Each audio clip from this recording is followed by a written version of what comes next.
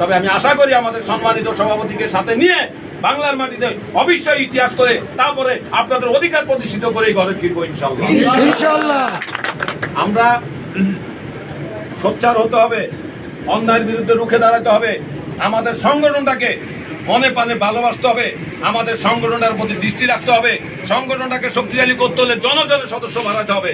এক একজন ভাই 10টা করে সদস্য করবেন, এক একটা ভাই 20টা করে সদস্য করবেন, প্রত্যেকটা পাড়া মহল্লায় মেহনতির সদস্য আমি দেখতে চাই ইনশাআল্লাহ। ইনশাআল্লাহ নেক্সট মিটিং এ আমি বন্ধ রাখবো, আমি দেখবো যে পুরা গলি গলি ভরে গেছে আমাদের সম্মানিত সদস্যদের মাধ্যমে ইনশাআল্লাহ। ইনশাআল্লাহ কার্যকলাপ আমি আশা করি বন্দর থানা যারা নেতৃত্ব দিবেন তারা শক্ত হাতে নেতৃত্ব দিয়ে সঠিক গাইডলাইন দিয়ে সদস্যপদ করবেন, এমনকি সদস্য ভাইদের বিপদে ছুটে যাবেন। যে পর্যন্ত সদস্য ভাইদের বিপদে ছুটে না যাবেন সে পর্যন্ত সে সংগঠন অ্যাক্টিভ হবে না।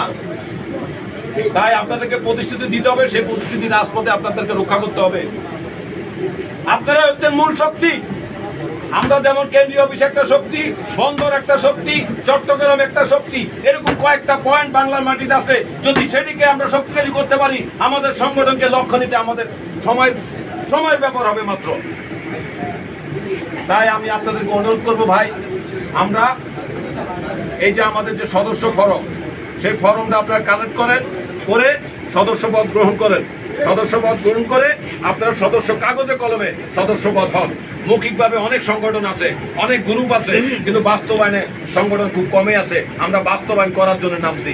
আমরা যে ওয়াদাগুলো আপনাদের কাছে দিয়ে যাচ্ছি সেগুলো বাস্তবায়ন করার জন্য ওয়াদা দিচ্ছি। আমরা এই সংগঠনটাকে রূপান্তর করার জন্যই আমরা মাঠে নামছি। এই সংগঠনটাকে শ্রমিকের অধিকার, শ্রমিকের বেতন ভাতা, চাকরি থেকে যে কথা বাদ দিয়ে দেয়, চাকরির নিয়োগপত্র, এমনকি একটা ইন্স্যুরেন্স, অসুস্থ হইলে কোনো চিকিৎসা ভাতা রাষ্ট্র থেকে, এমনি রাষ্ট্র বলে যে 5 লক্ষ টাকা, 3 লক্ষ টাকা, 2 লক্ষ টাকা, কিন্তু আনতে যান আপনি আনতে যান, এই তালা সেই তালা, এই রুম সেই রুম করতে করতে আপনি একসময় ওখান থেকে বিরক্ত হয়ে ফিরে আসবেন। ওই টাকাগুলো ওই দালালের বাচ্চারা বৈশা খায়।